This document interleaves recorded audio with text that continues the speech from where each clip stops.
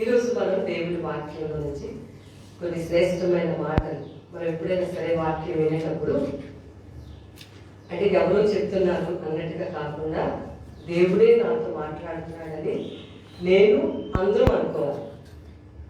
చెప్తున్న నేను అలాగే అనుకోవాలి. వినేవాడు కూడా ఏదో హడావిడిగా వచ్చేస్తామే గబగబా 2 మాటలు వేసి వెళ్ళిపోతాం. నాకు కాకుండా దేవా మరి ఈరోజు నువ్వు నాతో మాట్లాడు, నీ వాక్యమే మరి శ్రేష్టమైనదని చెప్పావు కదా ప్రభా, ఈ వాక్యం ద్వారా నువ్వు నాతో మాట్లాడు అని మనం ప్రార్థనాపూర్వకంగా ఉండాలి వాక్యం వినేటప్పుడు. అలాగే జాగ్రత్తగా దేవుని మాటల్ని కూడా మనసులో పెట్టుకుంటే, గుర్తు పెట్టుకుంటే అప్పుడు మనకి అవసరమైనప్పుడు ఆ వాక్యం మనలోకి వచ్చి మనతో దేవుడు మాట్లాడుతూ ఉంటాడు అన్నమాట. చూడండి, అలా పిల్లలు చదివి చదివి ఎప్పుడు గుర్తుకు రావాలి అవన్నీ? పరీక్ష ఉంటుంది. ఆ పరీక్ష అప్పుడు గుర్తుకు రావాలి. అప్పుడు కానీ మర్చిపోయాను అనుకోండి ఏ ఉపయోగం కూడా ఉండదు. మనం కూడా ఈ మాటలు జాగ్రత్తగా గుర్తుపెట్టుకుంటే నీకు కూడా పరీక్ష వస్తుంది. ఆ పరీక్ష అప్పుడు గుర్తు తెచ్చుకొని ఆ పరీక్షలో ఈ వాక్యాన్ని పెట్టుకోవాలన్నమాట. అప్పుడు గెలుస్తాం. అందుకని జాగ్రత్తగా దేవుని మాటలు ఆలకిద్దాం.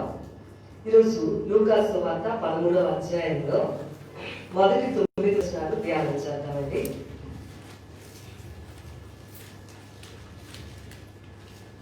నేను చదువుతాను, జాగ్రత్తగా ఆ మాటలు మనం విందాము.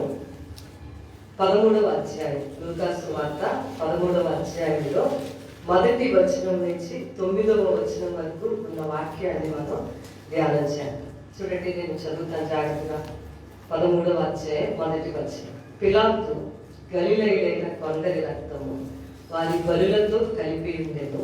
ఆ కాలమున అక్కడ ఉన్న కొందరు ఆ సంగతి యేసుతో చెప్పగా ఆయన వారితో ఇట్లనెను, ఈ గలిలయులు అట్టి హింసలు పొందినందున వారు గలిలయులందరికంటే పాపులని మీరు తలంచుచున్నారా?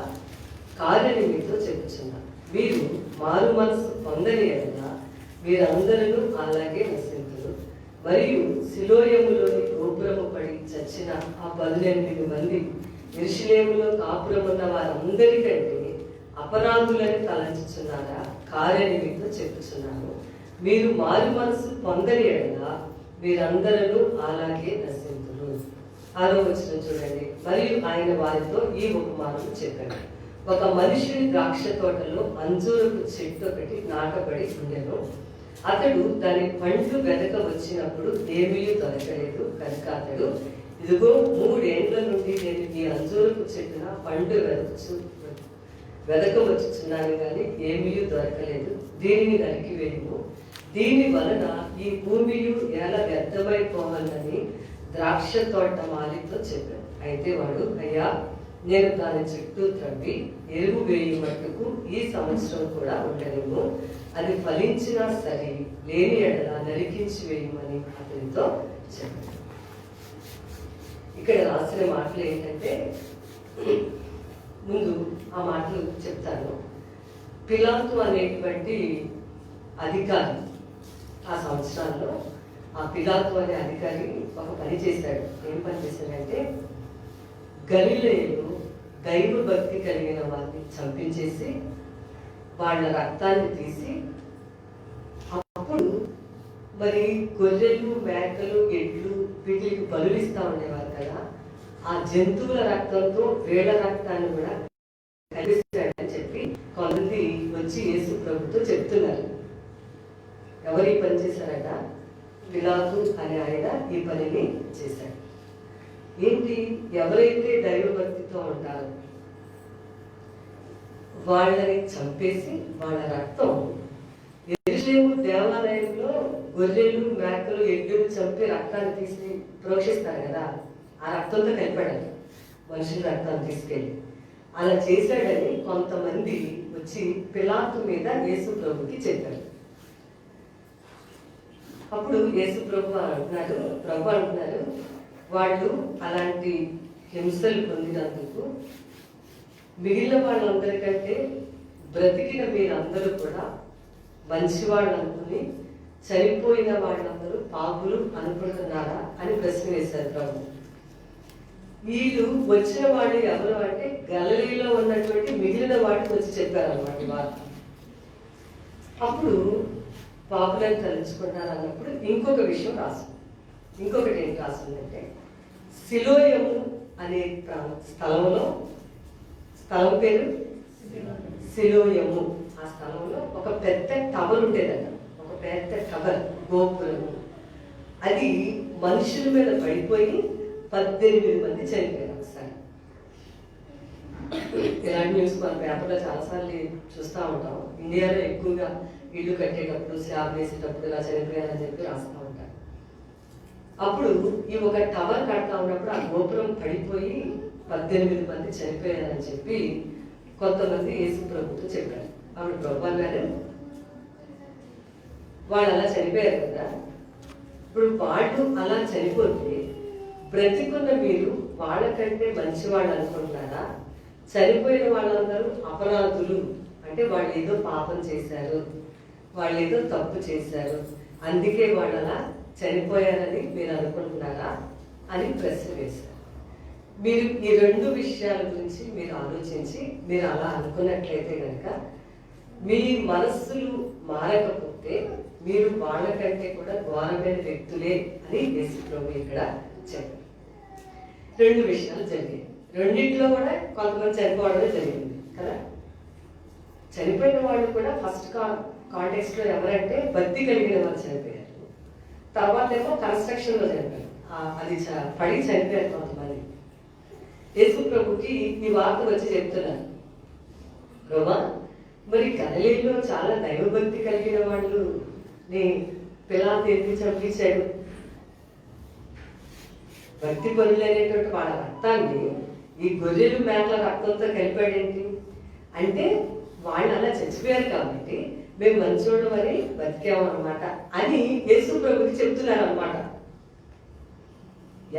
ఎవరితో పెట్టుకున్నారంటే హృదయాలను తెలిసిన ఆయనతో పెట్టుకున్నారు. ఇంకొక మంది వచ్చి ఏం చెప్తున్నారంటే, ప్రభా సడన్ గా ఒక్కసారి గోపురం పడిపోయింది, ఆ గోపురం కింద 18 మంది పడి చనిపోయారు ప్రభా అని చెప్పి, చూసారా ప్రభా మేము బ్రతికాము, వాళ్ళు ఏమైనా చాలా పాపాలు, నేరాలు, ఘోరాలు చేసేసి ఉంటారు, అందుకే వాళ్ళు అలాగా చచ్చిపోయారు ప్రభా. చూసారా మేము ఎంత మేము ఏ అపరాధం చేయలేదు కదా ప్రభా, అందుకే బ్రతికామని వాళ్ళ ఉద్దేశాలు అవి. అప్పుడు ప్రభు అంటున్నారు, వాళ్ళందరికంటే మీరు నీతిమంతులని, వాళ్ళందరికంటే మీరు ఏ తప్పు చేయలేదని మీరు అనుకుని మీరు బ్రతికారు కదా అని ఇలా అనుకుంటారా? అలా కానే కాదు. మీ మనస్సులు మార్చుకోకుండా ఉంటే మీరు కూడా వాళ్ళకిలాగే నశిస్తారని యేసు ప్రభు చెప్పారు. అది ఆ మొదటి 5 వచనాల్లో ఉన్న విషయం. ఇప్పుడు గుర్తు చేసుకోండి, నేను కొన్ని మాటలు చెప్తాను దీని మీద. ఒరిస్సాలో చాలా సంవత్సరాల క్రితం గ్రాహం స్టెయిన్స్ గారు అనేటువంటి ఒక ఆయన్ని చంపేశారు. స్టెయిన్స్ గారికి భార్య, 3 పిల్లలు ఉన్నారు, 2 కుమారులు, 1 కుమార్తె. ఇప్పటికి అంటే మొన్నటి రోజుకి, నిన్నగాక మొన్నటి రోజుకి ఇది జరిగి చాలా సంవత్సరాలు అయిందండి. ఒరిస్సాలో జరిగింది. వాడు భారతదేశానికి ఎందుకు వచ్చారంటే, కుష్టి వ్యాధితో బాధపడుతున్న వాళ్ళని బాగు చేయడం కోసం, మెడికల్గా ట్రీట్మెంట్ ఇవ్వడం కోసం వచ్చారు.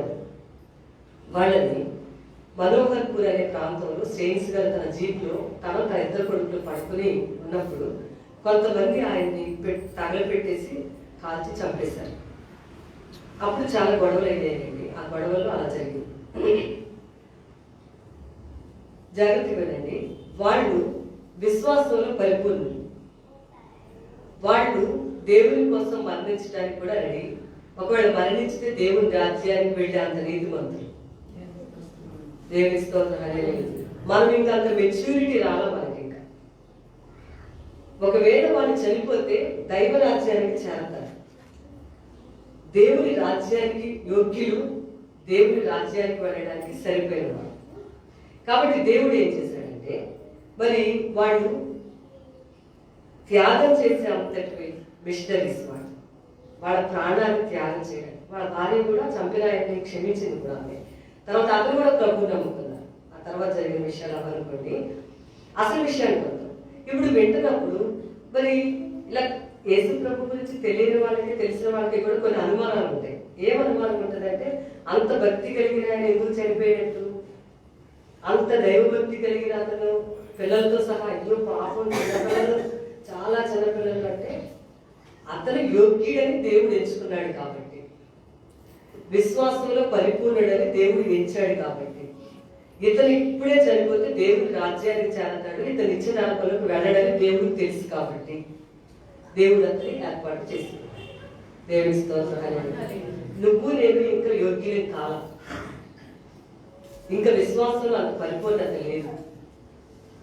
మనం గత సంవత్సరంలో కరోనా వ్యాధితో చనిపోయిన వాళ్ళకంటే నీతిమంతులమేం కాదు. చాలా మంది లిస్ట్ ఎలా చెప్పుకుంటా, ఆమెకు వచ్చింది, అతనికి వచ్చింది, అతనికి వచ్చింది, ఆ చచ్చిపోయారు, ఏ చచ్చిపోయారని చాలాసార్లు మనం మాట్లాడతాం.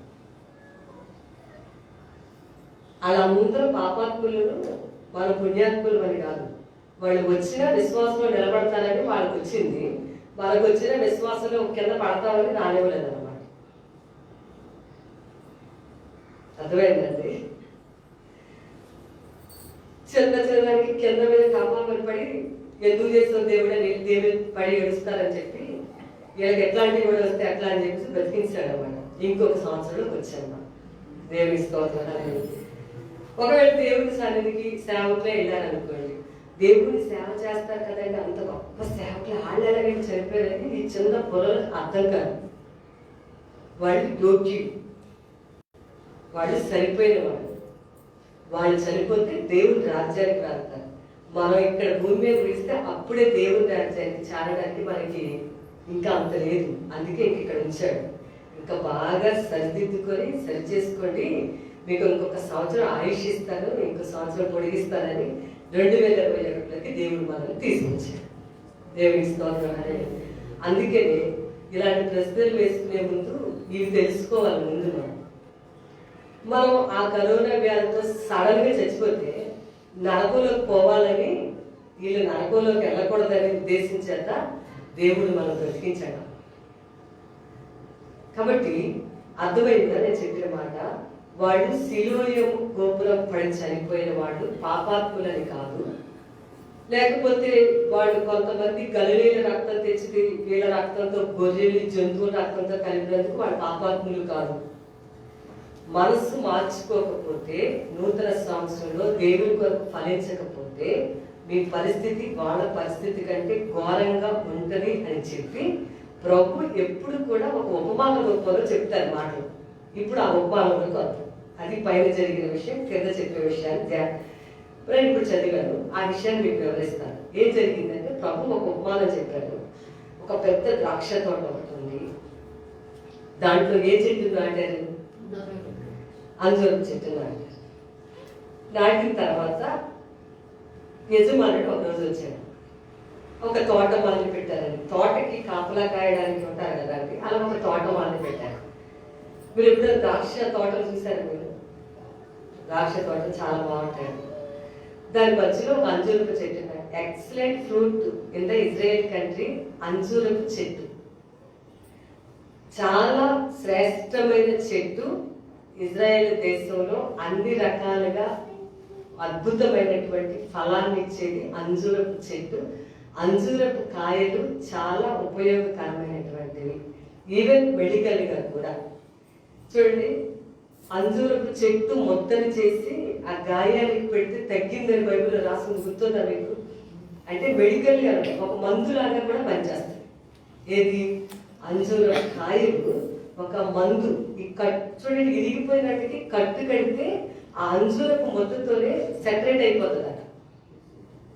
అంత శ్రేష్టమైనటువంటి అంజూరపు, చాలా మంచి లక్షణాలు, చక్కటి ఫలము, ఎంతో మందికి ఉపయోగకరమైనటువంటి ఒక చెట్టుని ఈ ద్రాక్ష చెట్టు ఆ యొక్క వనంలో ఆ యజమానుడు నాటి ఒక తోటమాలిని పెట్టాడు. పెట్టి జాగ్రత్తగా చూస్తూ ఉండాలి, ఎప్పుడు దీనికి మంచిగా నీరు పోయాలి, అవసరమైనప్పుడల్లా బాగా ఎరువు వేయాలి అని చెప్పాడు.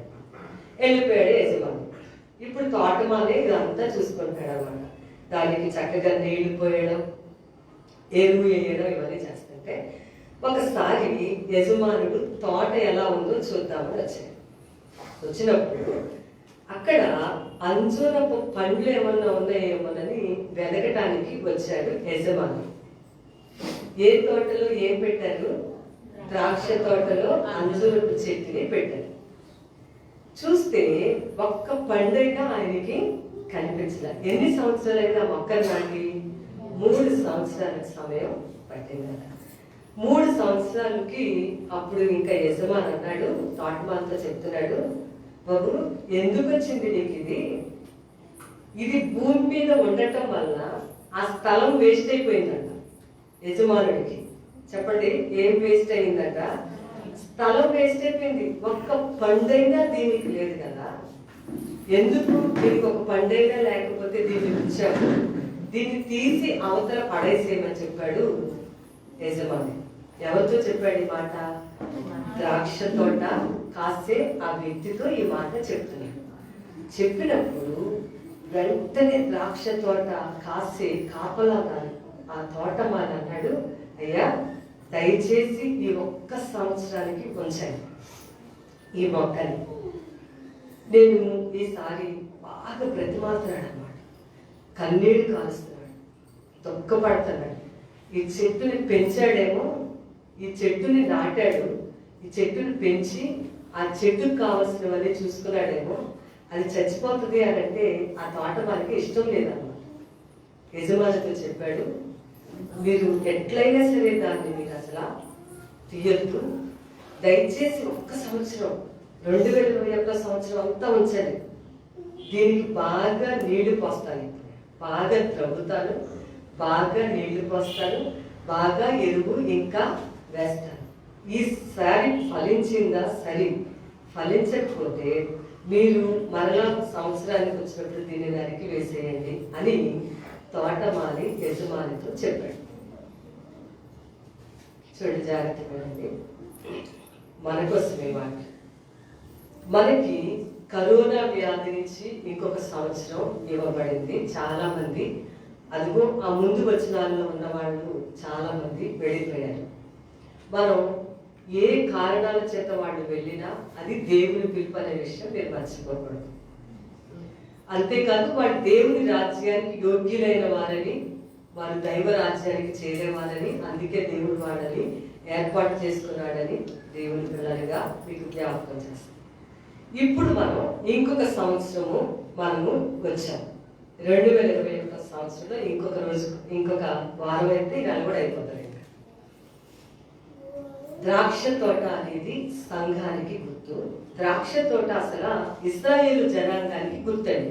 బైబిల్లో చూడండి, మీరు చాలాసార్లు యెషయా చదువుతూ ఉంటారు, నేను చదివించట్లేదు. అక్కడ ఏమని రాస్తుందంటే, నేను మంచిగా ద్రాక్ష తోట నాటితే అక్కడ కాలు ద్రాక్షలు కాయడానికి కారణం ఏంటి? దానికి మంచిగా నీళ్లు పోసారు, ఎరువు వేశారు, దానికి బాగా చేయవలసినవన్నీ చేశారని దేవుడు అక్కడ మాట్లాడుతాడు. మరి ఎందుకు ఇట్లాంటి కాలు ద్రాక్షలు ఫలించాయి, ఎందుకు చెడ్డ ద్రాక్షలు ఫలించాయి, అది తింటేనే చేదైన ద్రాక్షలాగా వచ్చేసింది, ఎందుకు అలాంటివి వచ్చాయని చెప్పి అక్కడ దేవుడు యెషయా ద్వారా ప్రవచనం మనం అక్కడ చదువుతాం. ద్రాక్ష తోట ఇశ్రాయేలు జనాంగం అయితే ఆత్మ సంబంధమైన ఇశ్రాయేలీలు మనము. ద్రాక్ష తోట సంఘానికి గుర్తు. దేవుని స్తోత్రం హల్లెలూయా. సంఘానికి గుర్తు. ద్రాక్ష తోట అనేది సంఘంలో అంజూరపు చెట్టు అని నిన్ను నన్ను దేవుడు ఇక్కడ నాటాడు. అక్కడ యజమానుడు దేవుడు, తోట వాలి యేసు ప్రభు, లేకపోతే సేవ చేసే సేవకుడు. దాన్ని మీరు గుర్తుపెట్టుకోండి. యజమాని ఎవరు? తండ్రి అయిన దేవుడు యజమాని, తోట మాలి యేసు ప్రభు, లేదు అని అంటే భూమి మీద ఆయన పక్షంగా పరిచయం చేసిన దేవుని సేవకుడు. అది గుర్తుపెట్టుకుని వాక్యం వినండి. సరే, దేవుడు ఏం చేశాడంటే ఆ తోటలో, ఆ ద్రాక్ష తోటలో అంజూరపు చెట్టు అనే నిన్ను నన్ను నాటాడు. నేను ముందే చెప్పాను, అంజూరపు చెట్టు మంచి క్వాలిటీస్ ఉన్నటువంటి చెట్టు.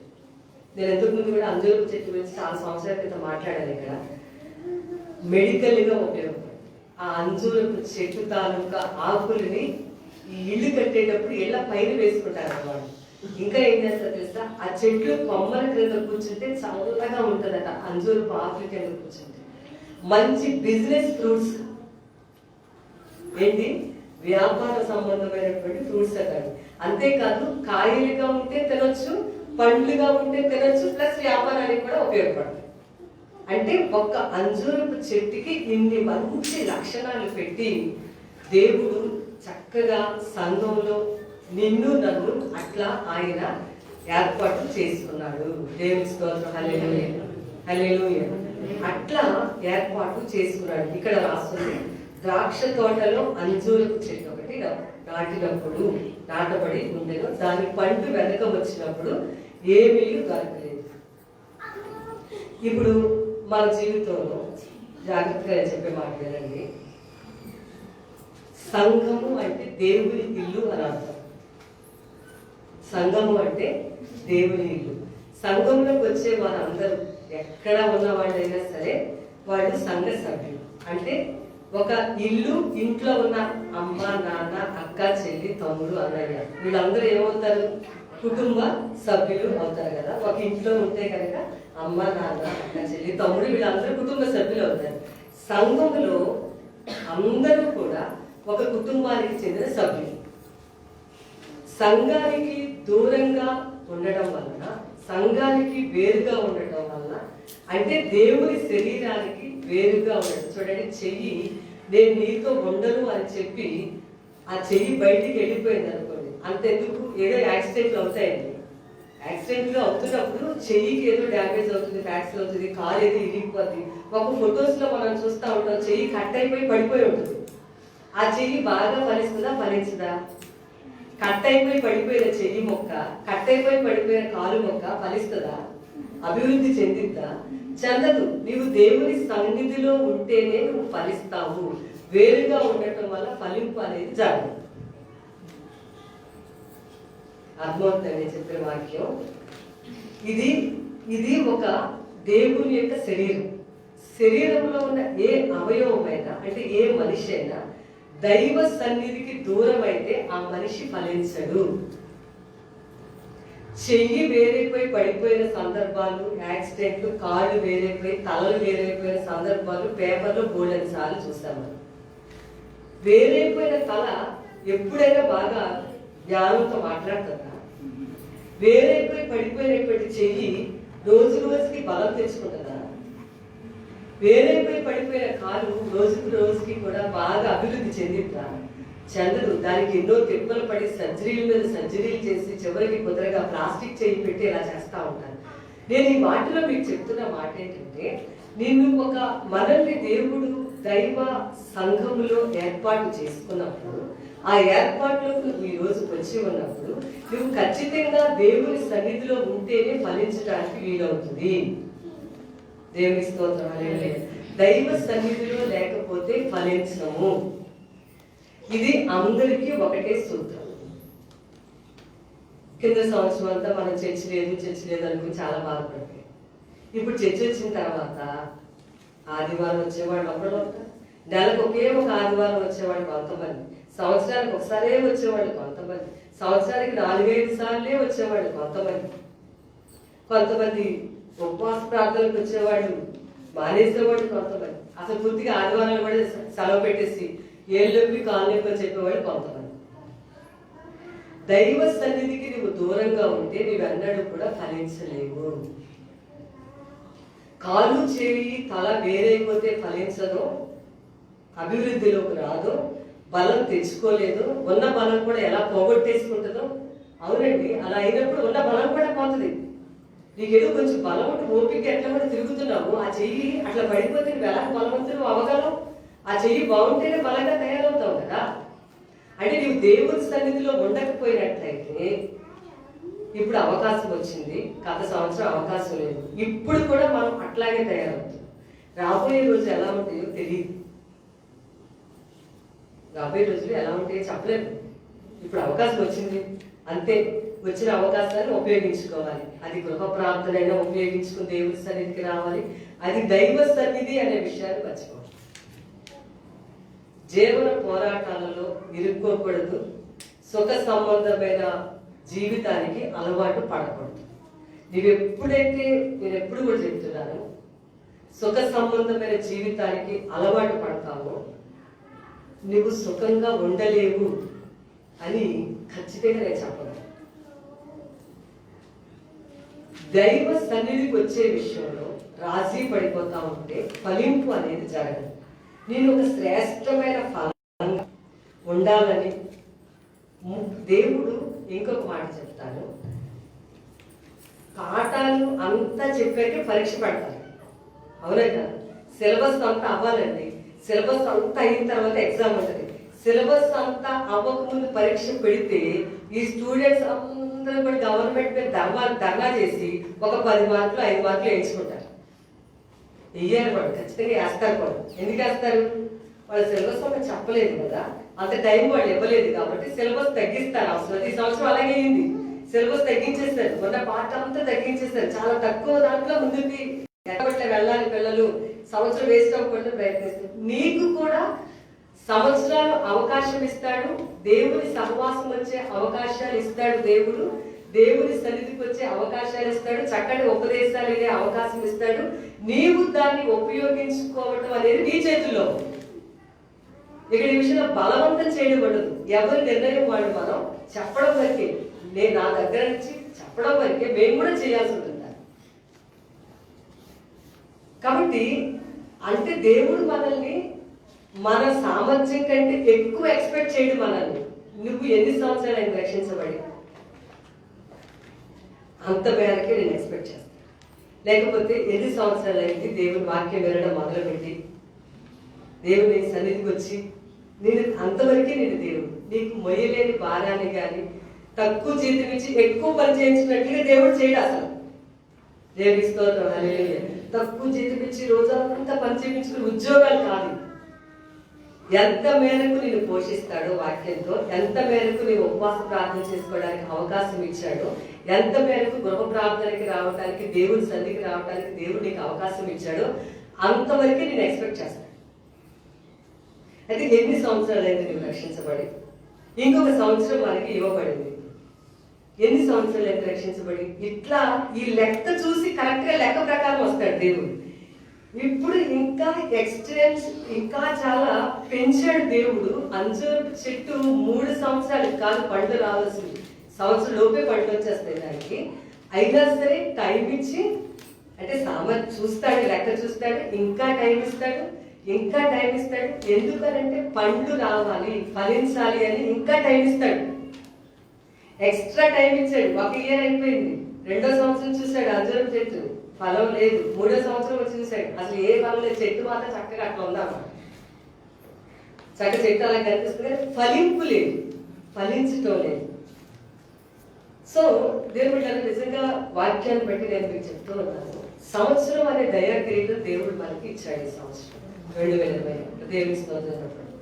ఆ చనిపోయిన వాళ్ళు, ఆ బలహీనైన వాళ్ళకంటే నీతిమంతులమేం కాదు, వాళ్ళు యోగ్యులైన వారు. మనం కాలేకపోయాం కాబట్టి ఇంకా ఉండిపోయాం. సరే, ఇంకొక సంవత్సరం పెంచబడితే మేము నీతిమంతులు మరి ఇంకో బాగా మమ్మల్ని దేవుడు ఇలా చూశాడు అలా చూశాడని కాదు, ఇంకా నువ్వు చేంజ్ అవ్వాలి, నువ్వు ఇంకా మారాలి, నువ్వు ఇంకా ఫలింపు లేదు అసలు నీ జీవితంలో. 3 సంవత్సరాలు అయితే ఒకవేళ రక్షించబడి 3 ఏళ్ల నుంచి చూస్తున్నాను నేను, రక్షించబడి 2 సంవత్సరాలు అయితే 2 సంవత్సరాల నుంచి చూస్తున్నాను, ఒక 20 ఏళ్ళు అయితే 20 ఏళ్ళ నుంచి చూస్తున్నాను. ఒక్క పండైనా నువ్వు అసలు ఫలించడం అనేది జరగట్లేదని దేవుడు మన గురించి లెక్కలు చూశాడు అన్నమాట. చెప్పండి, ఏం చూశాడు? లెక్కలు చూడటం తప్పదండి. అన్ని విషయాలు నువ్వు దేవుడికి ఇచ్చే సమయము లెక్కే, దేవుడికి ఇచ్చే కానుక లెక్కే, దేవుడికి ఇచ్చే స్థానము లెక్కే, దేవుడికి ఇచ్చే ప్రాధాన్యత కూడా లెక్కే. అన్ని లెక్కలు చూడబడతాయి. లెక్క చూడకుండా అన్యాయంగా నీ మీదకి ఏది ఆయన రానివ్వడు. చెప్పాలంటే ఇంకెంత ప్రభు చూపిస్తాడో ఆయన. దేవుని స్తోత్రం అనేది చాలా వెయిట్ చేస్తాడు. సంవత్సరంలోపు 6 నెలల్లో ఫ్రూట్స్ రావాలంటే 3 సంవత్సరాల దాకా ఎలాగైనా వెయిట్ చేస్తాడు. అలా చూసి ఇంకా టైం ఇచ్చినా సరే దానికి ఇంకా ఫలం లేదు. పండు వెదకు వచ్చినప్పుడు పండు అనేది కనిపించదు.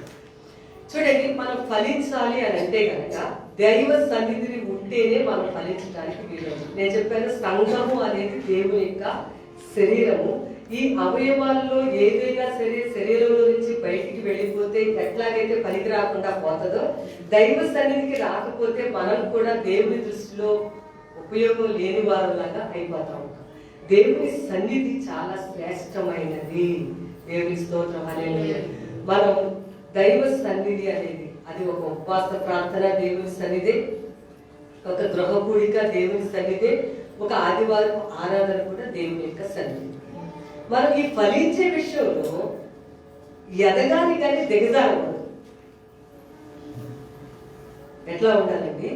రోజు రోజుకి కూడా ఎదుగుతూ ఉండాలి. మనం పెరగాలన్నమాట. అంటే దేవుడు ఒక్కసారి పెరిగేదాన్ని ఎక్స్పెక్ట్ చేస్తాడు అనుకోవద్దు. మనల్ని అలా ఊహించడానికి మనం క్రమక్రమంగా ఎదుగుతున్నామా లేదా ఆత్మీయ జీవితం గురించి నేను మాట్లాడుతున్నాను.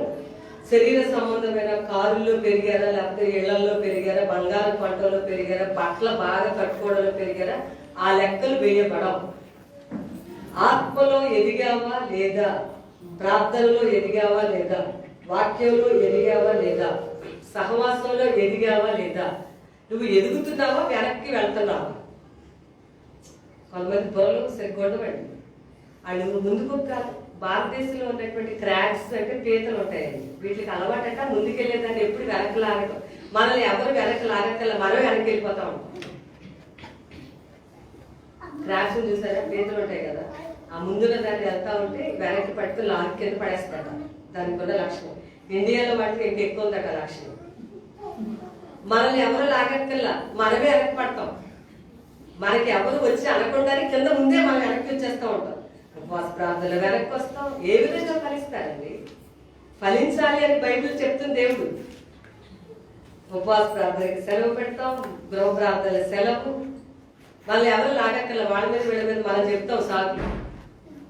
ఆదివారం ఆరాధనలు ఇష్టమైతే వస్తాం, ఇష్టం లేకపోతే ఒకవేళ పడుకోవాలనిపిస్తే పడుకుంటాం, మానేయాలంటే మానేస్తాం. మొన్నటిదాకా దేవుడు ప్రార్థన ఉందా అండి అని అన్నారు. ప్రార్థన పెట్టిన తర్వాత ఇంకా ఇప్పుడు షాపింగ్ చుట్టూ ప్రతి ఫంక్షన్ చుట్టూ జనాలు కుప్పలుగా తిరుగుతూ ఉంటే దేవుని సన్నిధికి వస్తే ఏమైపోతామని ప్రాణం పోయింది. ఎక్కడ నువ్వు కాపాడుకున్నావు, ఆ భూమి మీద బతికి ఇంకొక 100 ఏళ్ళు బతుకుదాం అన్నందుకు వంచలా నేను దేవుడు. అందుకు కాదు మనం ఇక్కడ వచ్చింది. నువ్వు ఫలించాలని బైబిల్లో రాసింది, ఇంకా బాగా అభివృద్ధిలోకి రావాలని, ఇంకా ఎదగాలని, దేవుల్లో ఇంకా ఎదుగుతా ఉంటే అన్ని విషయాలు నువ్వు కూడా వర్తిల్లాలని. ఈరోజు గొప్ప గొప్ప దైవజనుల గురించి మాట్లాడుతుంటామండి. ఇప్పుడు ఇంగ్లాండ్ దేశానికి గడగడలాడించారు జాన్ వెస్లీ గారు, స్పర్జన్ గారు అని ఆయన, జాన్ వెస్లీ గారు, వీళ్ళందరూ బ్రదర్స్ అన్నమాట. ఇప్పుడు కాదు 17th సెంచరీలో, ఎన్నో శతాబ్దం అయింది, 17వ శతాబ్దంలో చేసిన మనుషుల గురించి ఇప్పటికీ ప్రసంగం చేస్తున్నాము. అగస్టిన్ అని ఆయన అపవిత్రుడు, అసలు ఘోరమైన దుర్మార్గుడు అనమాట. పవిత్రుడు అని ఇప్పుడు ఎందుకు చెప్పుకుంటున్నాం మనం? ఎన్ని తలాలు చెప్తా ఉన్నాయి, ఎన్ని వందల సంవత్సరాలు అయిపోయినా వాళ్ళ చరిత్రలు ఇంకా చెప్తారు. ఫలించారు వాళ్ళు, ఫలింపుంది వాళ్ళు. అందుకే వాళ్ళ జీవితాలు ఎన్ని వందల సంవత్సరాలైనా వాళ్ళని మర్చిపోము. సెయింట్ ఫ్రాన్సిస్ అనే ఆయన గురించి మాట్లాడుతూ ఉంటాం, సెయింట్ అగస్టిన్ అనే ఆయన గురించి, స్పర్జన్ అనే ఆయన గురించి మాట్లాడతాం, జాన్ వెస్లీ అనే ఆయన గురించి, డిఎల్ మూడీ గారు, జార్జ్ కొల్లర్ గారి, దైవజనులు అందరూ కూడా ఫలించారు. కాబట్టి ఇప్పుడు వాళ్ళ గురించి మనం మాట్లాడతాం. నిజంగా 2021లో దేవుళ్ళు నేను ఎదగాలి అనే భావన రావాలండి. ఎదగాలి అనండి, మాకు కార్లు కావాలి, ఎదగాలి. అవి అసలు నిజంగా నేను చెప్తున్నాను, అబద్ధం కాదు. అకార్డింగ్ టు ద బైబుల్ అవి లెక్కకు రావు, అవి లెక్కలు చూడబడవు. లెక్కకు వచ్చేది నువ్వు దేవుల్లో ఎలా ఉన్నావు, ఎలా ఫలిస్తున్నావు. ఫలింపుందా లేకపోతే వెనక్కి కాళ్ళు వెనక్కి పడిపోతా ఉన్నాయి కాళ్ళు. జాగ్రత్త, ఎవరికి వారు మన హృదయాల్ని పరీక్షించుకోవాలి. అందరూ ఎవరికి వారిని. ఇక్కడ భార్య భర్త, భార్యలు భర్తను తిట్టడం, భర్త వచ్చి భార్యను తిట్టడం పరీక్షించుకోవడం కాదా ఎగ్జామ్. ఎవరికి వాళ్ళే సెల్ఫ్ ఎగ్జామ్. దేవుని స్తోత్రం. లేకపోతే ఇంకొకటి వచ్చి ఫ్రెండ్స్ వచ్చి నిన్ను తిట్టడం, అవి కాదు ఎగ్జామ్, సెల్ఫ్ ఎగ్జామినేషన్ అన్నమాట. ఎవరికి వాళ్ళవే మన హృదయ అంతరంగాన్ని ఎదిగిన ఆయన దగ్గర మనం పరీక్షించుకోవాలి.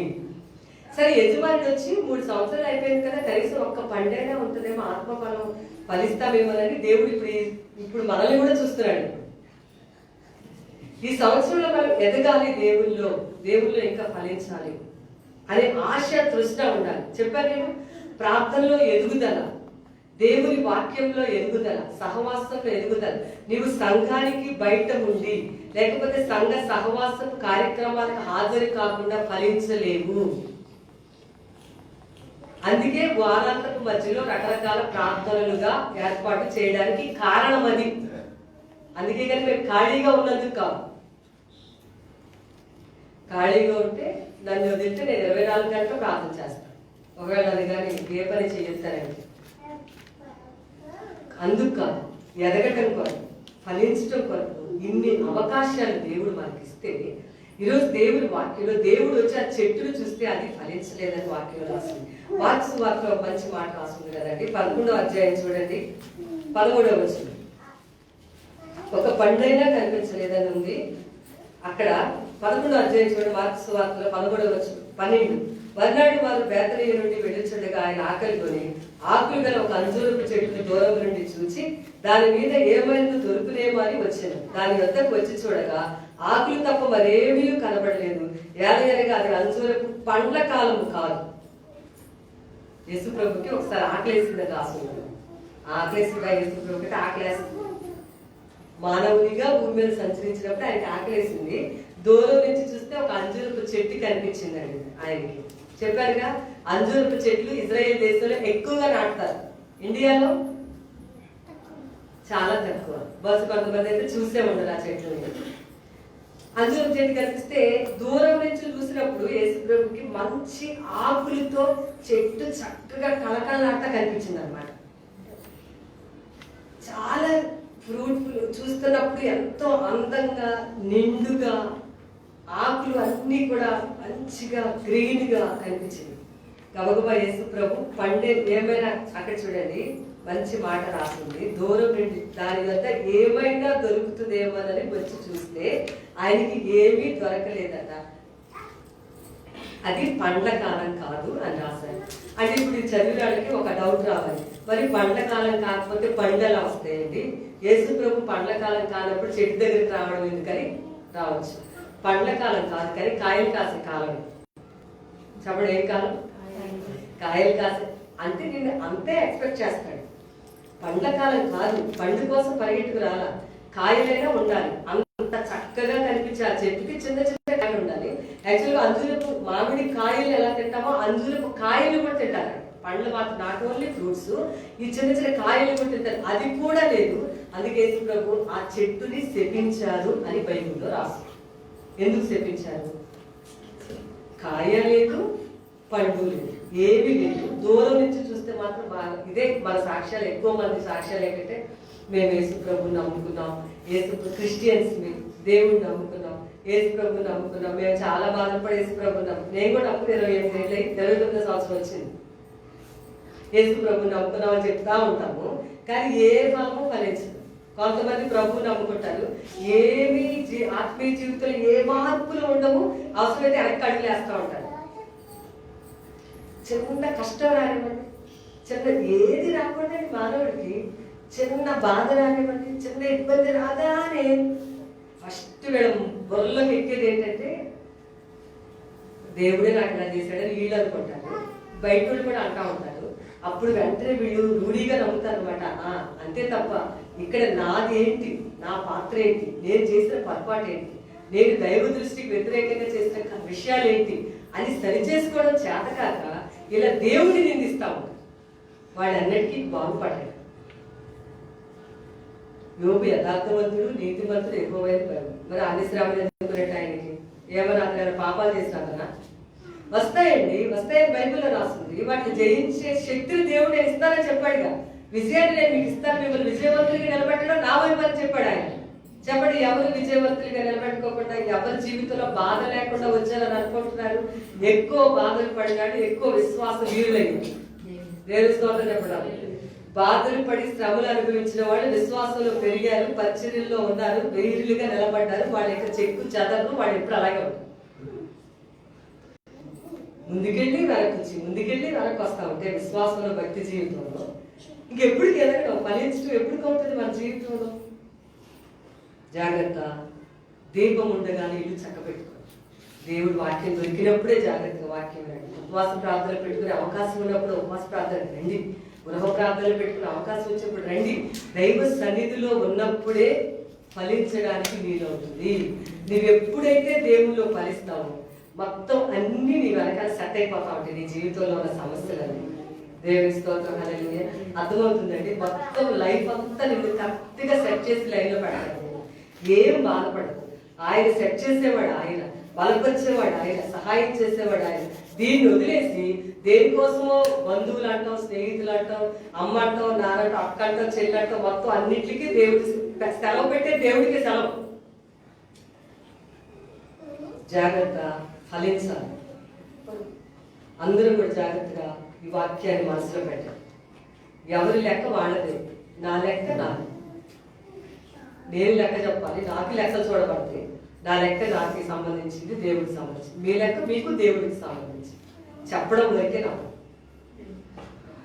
కాబట్టి ఫలించకపోతే వెంటనే అంతే యజమానికి చాలా బాధ వచ్చేసి 3 సంవత్సరాల నుంచి నేను ఈ అంజూరపు చెట్టు చూస్తున్నాను, దీనికి ఏం ఫలింపు లేదు, ఏం లేదు, దీన్ని నరికి పడేసి దీనివల్ల భూమి ఎందుకు వేస్ట్ అయిపోవాలి అన్నాడు. ఏం వేస్ట్ అయిపోతుందండి? నేనైతే అంటే నా సాక్ష్యం చెప్తున్నాను, మీరు సాక్ష్యాలు చెప్పినప్పుడు మీరు కూడా చెప్పండి. ఇప్పుడు నేను ఇక్కడ ఉన్నాను కాబట్టి నా సాక్ష్యం చెప్తాను. నేను రోజు ఏమైనా ప్రార్థన చేస్తానంటే, నీ కొరకు కానీ సేవ చేయకపోతే ఈ భూమి మీద ఉండటం అనవసరం. అంటే భూమికి నేను బరువే. ఎందుకు అనవసరంగా ఎంత బరువు? బ్రతుకుంటే సేవ చేయాలి. ఇప్పుడు ఇది 9 సంవత్సరాలు ఎన్నిక సేవ చేశాను. అంతకుముందు నుంచి కూడా రకరకాల పరిచయాలు చేస్తూ వచ్చాను.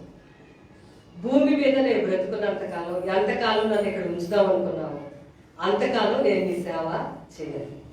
సేవ చేయకపోతే ఇక్కడ భూమి మీద నేను ఉండటం అనేది భూమికి నేను భారమే.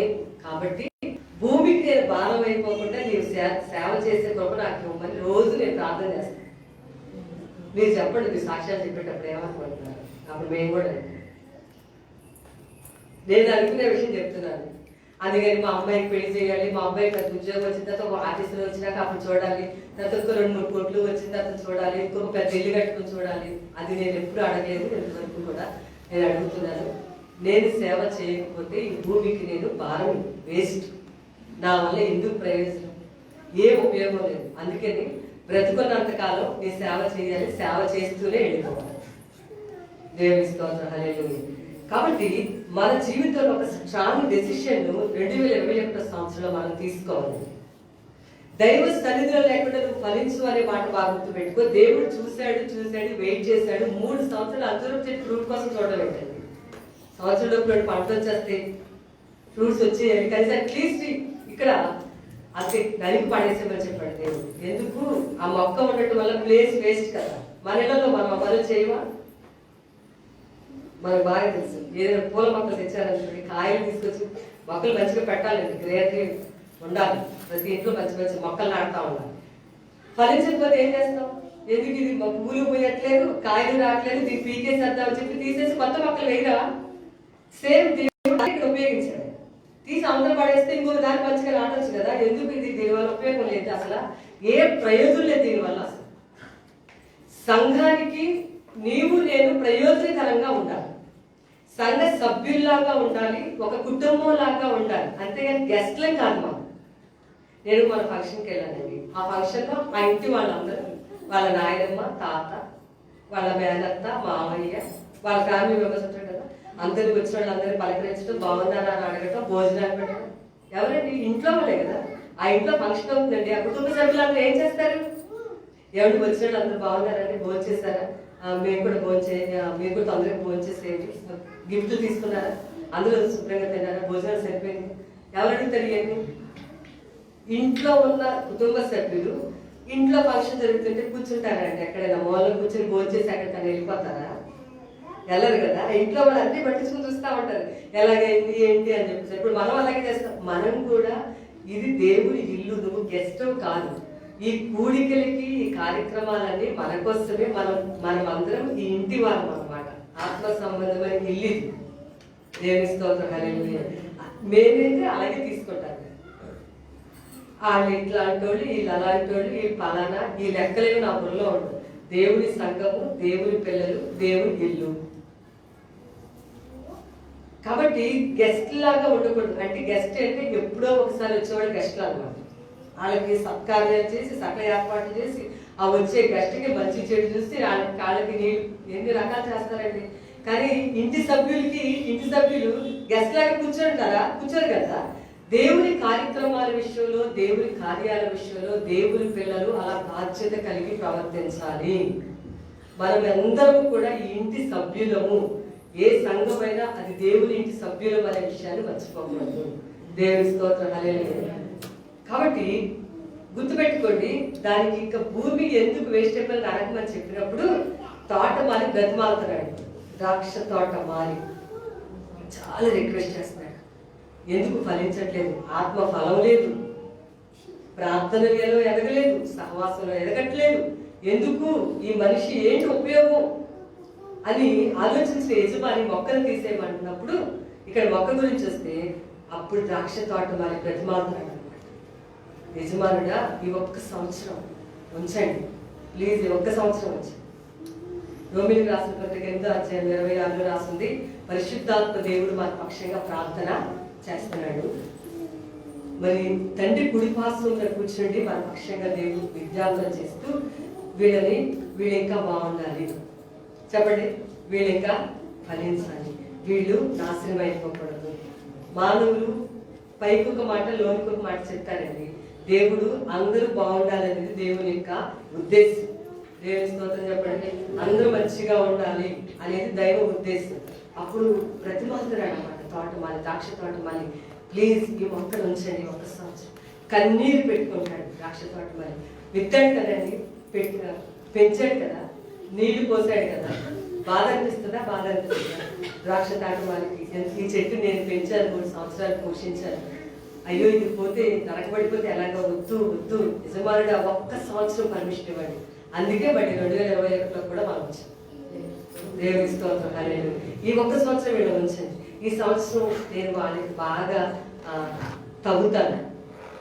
హృదయము వాక్యం అనే దానితో తవ్వబడు.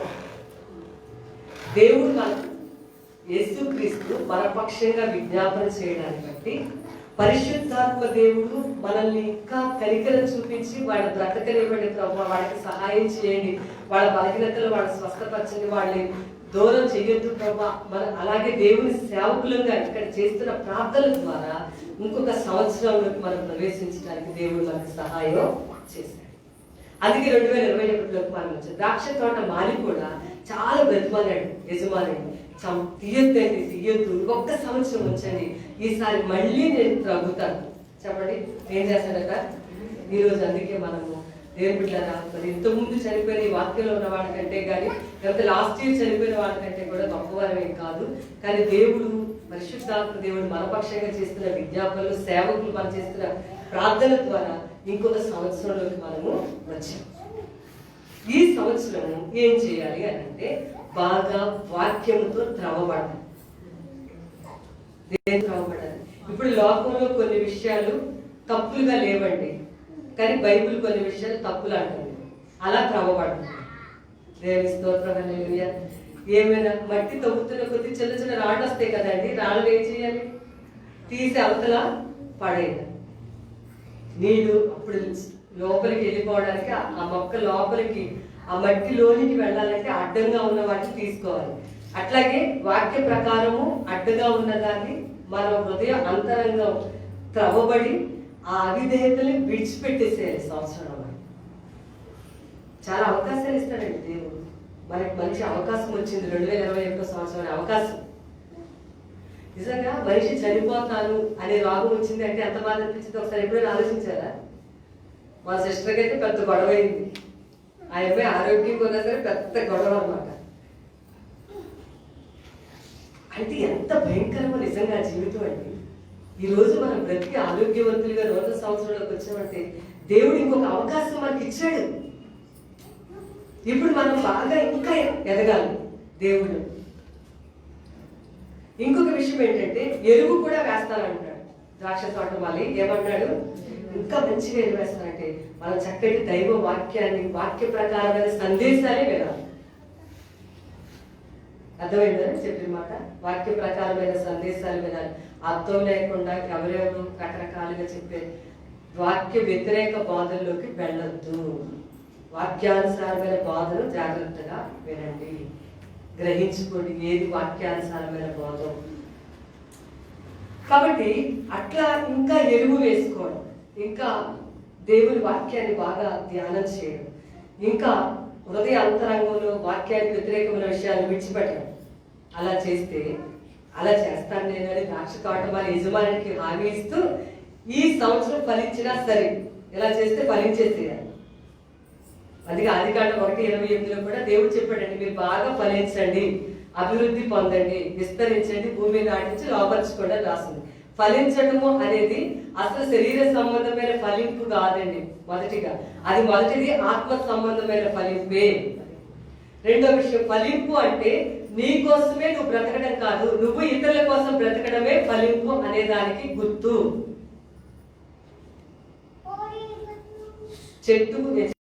చెట్టుకి కాయ కాసినప్పుడు చెట్టు తింటాడా, మానవుడు తింటాడండి? మానవుడు తింటాడు. మానవుడికి ఆరోగ్యం కలుగుతుంది దానివల్ల. చెట్టు వలన మానవుడికి మనం ఈ భూమి మీద ఉండటం వలన ఇతరులకు ఆశీర్వాదకరంగా ఉండాలి, దేవుని రాజ్యానికి ఉపయోగపడేటట్లుగా ఉండాలి, దేవునికి ఉపయోగకరమైనటువంటి పాత్రలుగా మనం జీవించాలి, ఇతరుల కొరకు ప్రార్థన చేయాలి, దేవుని యొక్క సహవాసంలో ఉండాలి, ఒక గెస్ట్ లాగా కాకుండా సంఘ సభ్యుడిగా, ఆ ఇంటి కుటుంబ సభ్యుడిగా ఉండాలి. అంతేగాని ఏదో ఒక అధికారిగా కాదు, లేకపోతే ఒక గెస్ట్ లాగా వచ్చి అలా కూర్చొని వెళ్ళిపోయినట్టుగా అలా కాదు. ఈ ఇంటి సభ్యుడిగా ఉన్నప్పుడు నువ్వు ఎంత మాత్రం అలా ఉండలేవు. అసలు ఎప్పుడు ఆదివారం ఒకసారి, లేకపోతే ఎప్పుడో 2 నెలలకు ఒకసారి, లేకపోతే 3 నెలలకు ఒకసారి, లేకపోతే కేవలం రొట్టె ద్రాక్షారసం ఇచ్చినప్పుడే ఒకసారి అలా ఉండలేవు మీరు. ఎప్పుడు నువ్వు ఇంటి సభ్యుడు అని అనుకుంటే, నువ్వు నిజంగా ఇంటి సభ్యుడు అయితే కనుక నీ మనసు ఆరాటపడిపోతా ఉంటుంది అన్నమాట. వారావ కుమారులు అన్నారు, దేవుని సన్నిధికి మేము ఎప్పుడు వచ్చేదో అన్నారు.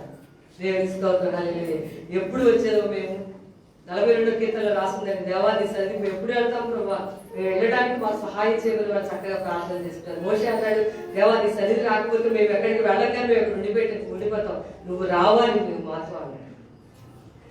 నువ్వు మాతో రా అని చెప్పాడు మోషే. దేవుడు కూడా వాగ్దానం చేసి దేవుడు తన సన్నిధిని ఆయన తోడుగా వచ్చి నడిపించాడు. వాళ్ళు ఫలించడానికి దైవ సన్నిధి ఒకటే కారణం అవుతుంది. కాబట్టి మనం ఈ సంవత్సరంలో నేను చెప్తున్నాను, మన దేవుని రాజ్యానికి ఉపయోగపడే పాత్రలు అది ఎప్పుడు ఆత్మ సంబంధమైనదే. ఆ దేవుని మన ఫలింపు అనేది ఎప్పుడు కూడా ఇతరులకు ఉపయోగకరంగా ఉండేది, ఇతరులకు మాదిరికరంగా ఉండేది, ఇతరులకు ఆశీర్వాదకరంగా ఉండేది. అంతే తప్ప నీకు నువ్వుగా వేరుగా ఉంటే ఫలించవు. చెప్పాను నేను ముందే, ఆ కొమ్మ వేరైపోతే అది ఎండి అవతల పడేయాల్సి వచ్చింది, అది కనుక కట్ అయిపోయింది.